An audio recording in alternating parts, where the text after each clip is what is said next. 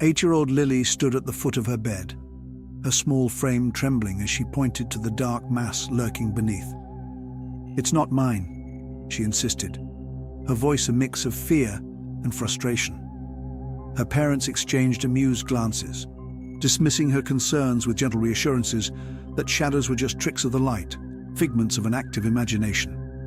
Yet, as they turned off the lights and closed the door, Lily remained unconvinced, her eyes fixed on the ominous shape that seemed to pulse with a life of its own. Each night, Lily lay awake watching as the shadow crept further from its confines, stretching its inky tendrils across the floor. It seemed to grow bolder, its edges sharp and menacing, as if feeding off the darkness that enveloped her room. The once small and unassuming shadow now loomed large, casting a chilling presence that made the air feel heavy and cold. Determined to prove her fears were real, Lily devised a plan. She borrowed her brother's old camera, setting it up on her dresser to capture the shadow's nightly movements. As she pressed record, a sense of resolve washed over her. She would have evidence, something tangible to show her parents that she wasn't just a scared little girl. The next morning, Lily and her brother huddled over the camera, their eyes widening as the footage played. The shadow writhed and twisted, its form shifting and expanding, seemingly aware of being watched.